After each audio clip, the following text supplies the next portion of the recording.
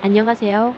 차세대 첨단 전투기 KF-X 사업으로 훈련기도 첨단 기종으로 바뀐다는 소식을 전해드립니다. 구독과 좋아요는 영상 제작에 많은 도움이 됩니다. 우리나라는 세계에서 유일하게 조종사 양성을 국산 항공기로 진행하는 나라다. 입문과정 KT-100, 기본과정 KT-1, 고등과정 T-50, 전술입문과정 TA-50, SE는 항공기는 국방과학연구소 ADB와 한국항공우주산업 카이를 비롯한 방산업계가 1980년대부터 지속적인 노력을 기울인 결과다. 하지만 세계 각국이 기존 훈련기 성능 개량과 신규 개발에 나서는 동안 KT-1과 T-50은 개발된 지 15에서 20여 년이 지났는데도 별다른 성능 개량이 이루어지지 않았다. 이 같은 기조는 2018년 미 공군 고등훈련기 APT 사업에서 T-50이 패하면서 변화하기 시작했다. 공군도 내부적으로 성능 개량과 신규 도입의 필요성을 느끼고 있다. 일각에서는 성능 개량 속도를 더욱 높일 필요가 있다는 지적도 나온다.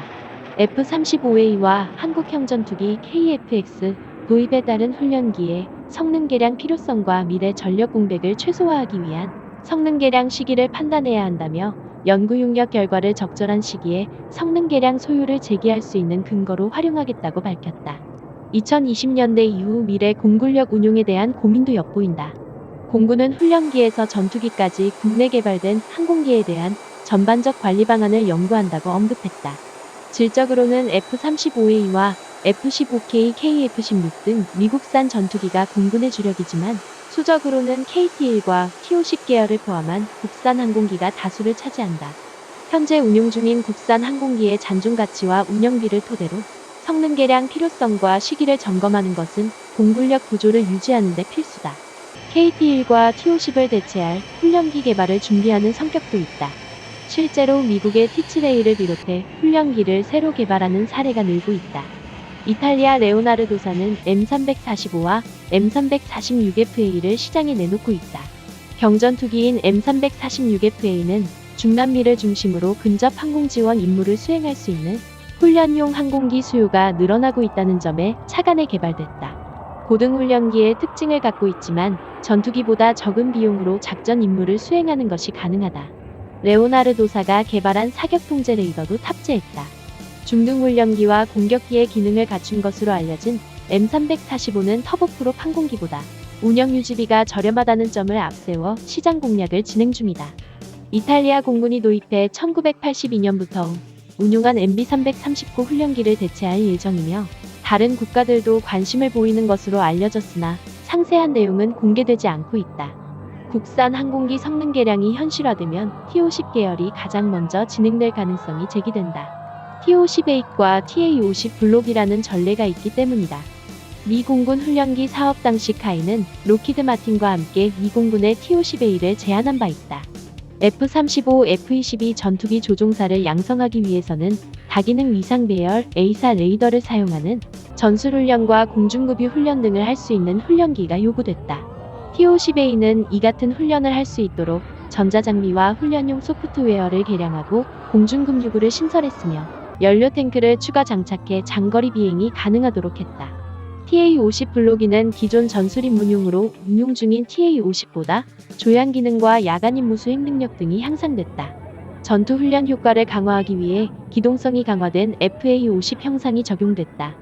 방위사업청은 지난달 카이와 TA-50 20대 및 군수지원 체계를 2024년까지 도입하는 계약을 체결했다. T-50 계열의 성능 개량이 실제로 진행될 때 T-50A와 TA-50 블로기에 적용된 기술을 활용하면 전력화 시기를 앞당기면서 비용 절감도 가능하다는 평가다. 항공통제기인 KA-1은 근접 항공지원 CAS 능력 등을 추가하는 방안이 거론되지만 FA-50은 물론 육군의 드론봇 드론 플러스 로봇이나 AH-64의 공격 헬기 등과 중복될 수 있다는 지적도 나온다. 한국공군은 KC-330 공중급유기와 F-35A가 전력화됐고 KF-X도 10년 안에 실전 배치된다. 첨단 군용기 도입 증가로 기존 훈련기로는 조종사 양성에 한계가 있었던 미 공군의 전례를 경험하게 될 가능성이 제기되는 대목이다. 하지만 미국산 전투기 도입에 몰두했던 공군은 이 문제를 외면해왔다. 2000년과 2005년 실전 배치된 KT-1 T-50의 수명은 2041년과 2045년까지다. 항공기는 전체 수명 주기의 절반쯤 되는 시기에 성능 개량을 진행한다. 성능 개량을 하려면 사전 준비에만 8년이 걸린다.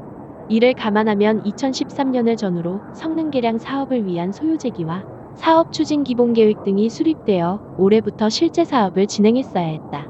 하지만 미 공군 훈련기 수주 실패 전까지는 별다른 움직임이 없었다.